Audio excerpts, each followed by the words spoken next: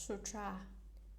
Beings who steal the wealth and property of the eternally dwelling, including its grains, food and drink, and clothing, or who take anything at all that was not given to them, will fall into the relentless hell, where for thousands of billions of aeons they will seek escape in vain. Commentary. If there were beings who steal the wealth and property of the eternally dwelling, what items belonging to the temple do they steal? Money, grains, food, or clothing? Once a great Bodhisattva who made the vow, if there are people who committed the 5 severe, the 4 heavy, and the 10 evil deeds, I can save them. However, if they steal from the eternally dwelling, whether it be a blade of grass or a splinter, a wood, I cannot save them because it is impossible. I can save those who have killed as many as 84,000 of their parents or committed some such heavy offense. I can save them. Using the power of my vow, I will save them from the hells. However, if they steal food, monetary goods, or even just a grain of rice from a temple, I cannot and will not save them. A Bodhisattva made such a vow. So stealing from the eternally dwelling is a gravest offense. As Buddhists, we must be very clear on this point. Without the permission from the monastery, do not take anything, be it valuables, grains, or food. If you do so, you will fall into the relentless hell, where for thousands of billions of years you will seek escape in vain. Sutra. Earth Store continued. Worthy Mother, beings who commit such offenses will fall into the 5-fold relentless hell, where they will constantly seek temporary relief from their suffering, but will never receive even a moment's relief. Commentary. Earth Store Bodhisattva continued. Worthy Mother or Lady Maya, beings who commit such offenses will fall into the 5-fold relentless hell. 5 kinds of relentless hells, where they will constantly seek temporary relief from their suffering, but will never receive even a moment's relief. Sutra. Lady Maya further asked Earth Store Bodhisattva, why is that hell called relentless? Earth Store replied, Worthy Mother, all the hells are within the Great Iron Ring Mountain. The 18 great hells and the 500 subsequent ones each have their own names. There are hundreds of thousands more that also have their own names. The relentless hell is found within a city of hells that encompasses more than 80,000 square miles. That city is made entirely of iron. An unbroken mass of fire extends for 10,000 miles above the city. Within the city are many interconnected hells, each with a different name. Commentary. Shakyamuni Buddha's mother, Lady Maya, further asked Earth Store Bodhisattva, why is that hell called relentless? To Shakyamuni Buddha's mother, Earth Store Bodhisattva replied, Worthy Mother, all the hells are within the Great Iron Ring Mountain. The 18 great hells are the largest, and the 500 subsequent ones each have their own names. Each name is unique. There are hundreds of thousands more that also have their own and different names. What is the relentless hell? The relentless hell is found within a city of hells that encompasses more than 80,000 square miles. That city is made entirely of iron. An unbroken mass of fire extends for 10,000 miles above the city. The fire that extends above the relentless hell shoots from the west side of the city wall to the east side, and from east side to the west side. Balls of fire also shoot from the south side of the city wall to the north side, and from north to south. This hell is full of fire and evil beasts everywhere.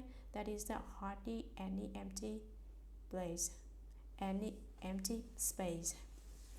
Within the city, many interconnected hells, each with a different name. Sutra. There is just one hell called Relentless.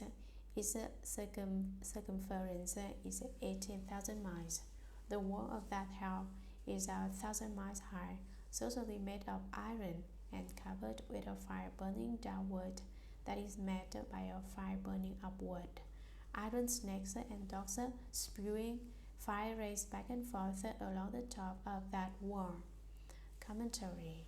There is just one hell called Relentless. This hell is named Relentless because the sufferings there are incessant. Who are the souls suffering in the hells? Those who committed offenses. Typically, someone dies without being too consciousness of the pain.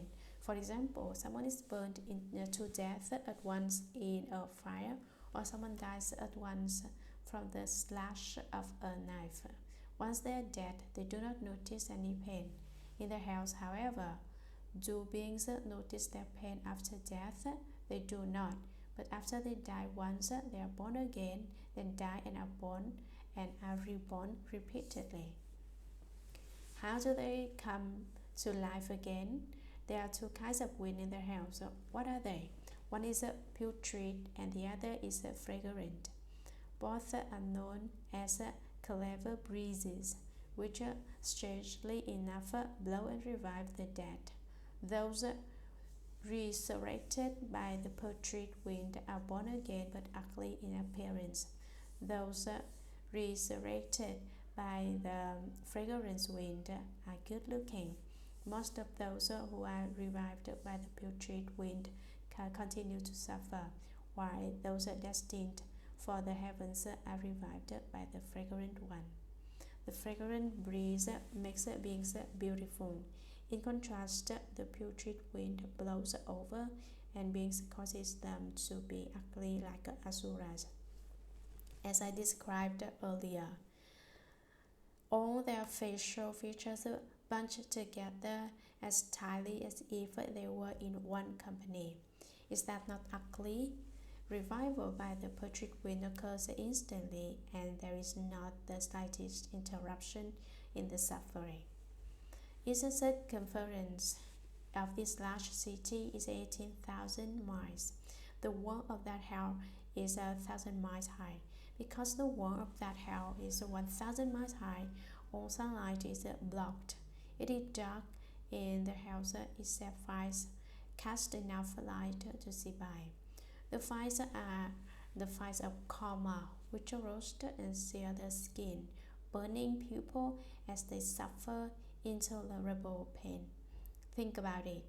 What do you do if you have to go there? No one is ever at ease in such a place.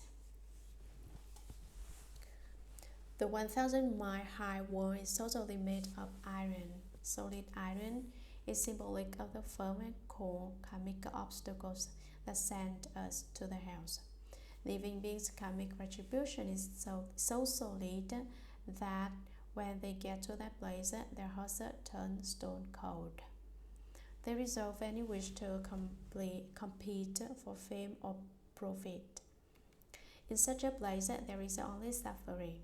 They experience no other thought. If you were there, a slap on the face would be much preferred over by burned by fire. Someone kicking you would be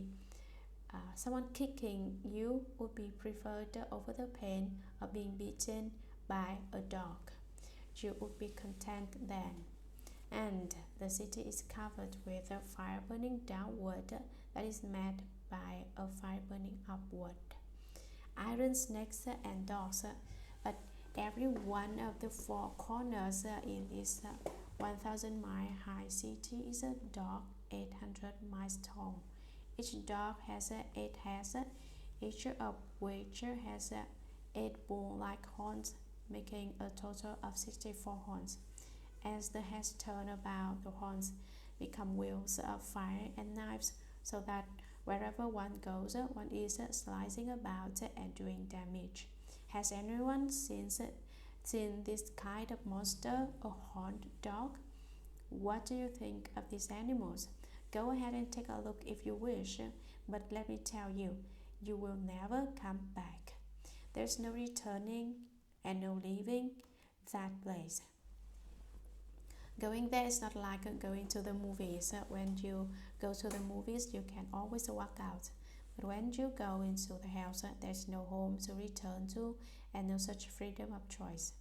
Not only do these dogs and snakes bite, they also spew fire. They have fires that burn their bodies, which make them smell so obnoxiously that anyone who smells it will vomit their very guts. This is not a pleasant feeling. You don't have to go there and look. Just imagine it and you know it is uncomfortable.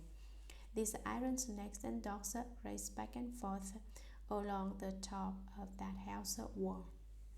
Sutra. In that hell, there is a bed that extends for 10,000 miles. One person undergoing punishment sees his or her own body covering the entire bed.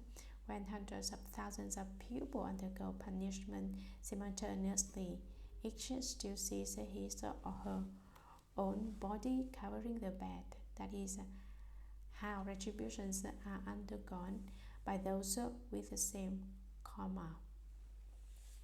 Commentary. In that hell, there is a bed that is not for beings there to sleep but to make offenders suffer. The size of this bed stands for 10,000 miles. One person undergoing punishment sees his or her own body covering the entire bed.